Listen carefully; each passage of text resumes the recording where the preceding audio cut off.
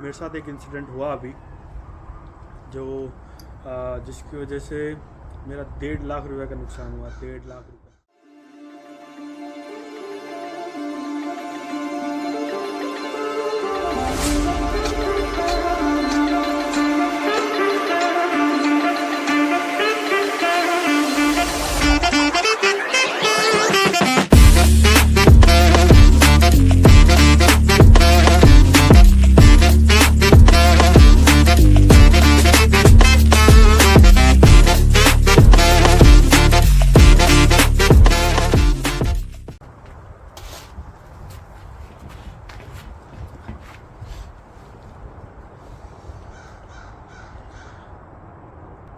Hello everyone, welcome to a new vlog and I hope everyone is doing well and take care।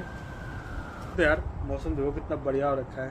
Canada की सबसे one of the good things जो है ना वो यही है कि यार यहाँ पे मौसम हमेशा अच्छा रहता है, इसमें मज़ा आ जाता है। अब ऐसा मौसम हो, बाहर बैठे हो, साथ में कॉफ़ी एंजॉय कर रहे हो,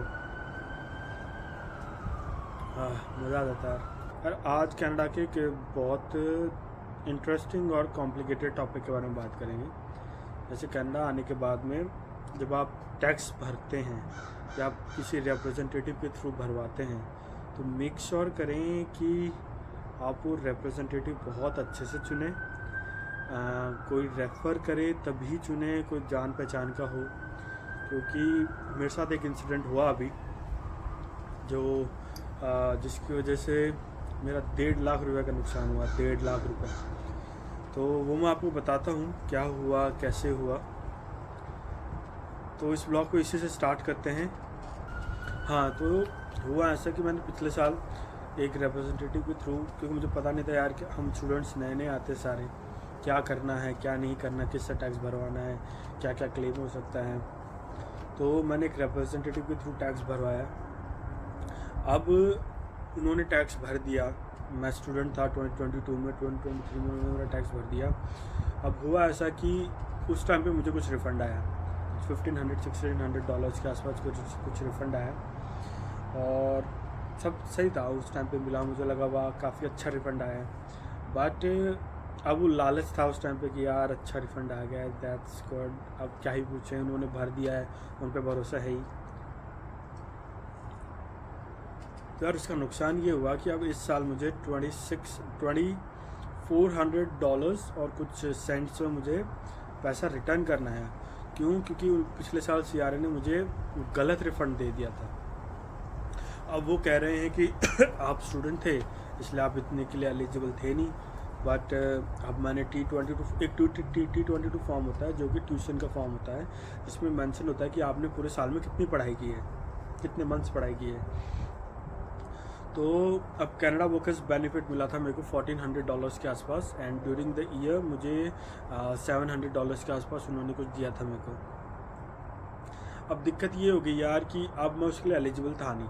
जिन्होंने मेरा टैक्स भरा था उनको ये पता होना चाहिए था, बट उनको पता नहीं था, उन्होंने पता नहीं था या उन्होंने ध्यान नहीं दिया। तो अब उसमें ये दिक्कत आ गई कि अब मुझे इस साल बोले रिटर्न करना है। तो अब मैंने CRA को फ़ोन लगाया, उन्होंने कहा कि आपकी ज़िम्मेदारी है, इट्स नॉट रिप्रेजेंटेटिव्स फॉल्ट कि भाई उन्होंने कैसे भरा क्या भरा, आपकी ज़िम्मेदारी होती है, आप ही को ध्यान देना होता है। अब मुझे वो पैसे तो भरने हैं वापस एंड क्या होगा क्या नहीं अब मैं फिगर आउट कर रहा हूँ। बट उसकी वजह से मेरा $2,400 कुछ का नुकसान हुआ, जो कि कुल मिला के 1.5 लाख रुपए के आसपास हो जाता है।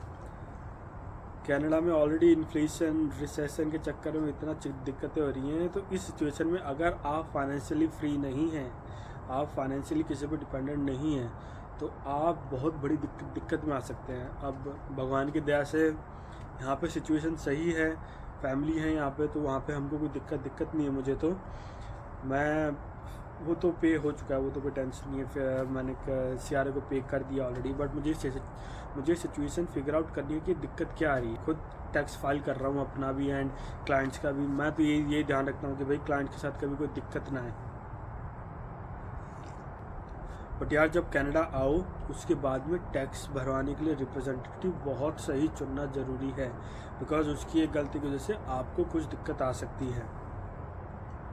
एंड आपको कोई भी कंसल्टेशन चाहिए हो, आपको कुछ भी दिक्कत आए, आपको ऐसा लगे कि भाई क्या करना चाहिए, then you can any time contact me. मेरी ईमेल आईडी मेंशन्ड होगी नीचे, आप उस पर ईमेल कर दीजिए। मैं आपको बिल्कुल गाइड करूँगा अपनी तरफ से, जितना मेरे पास टाइम हो सकेगा मैं आपको दूंगा। एंड ये थी यार स्टोरी मेरे 1.5 लाख रुपए के नुकसान की। तो thank you so much for watching this blog. आप ध्यान रखिए, and if need any help, bio में मेरा पूरा का पूरा ईमेल, मेरी ईमेल आईडी है, आप उस पर मुझे कांटेक्ट कर सकते हैं। I will for sure help, try to help you as much as possible. Thank you.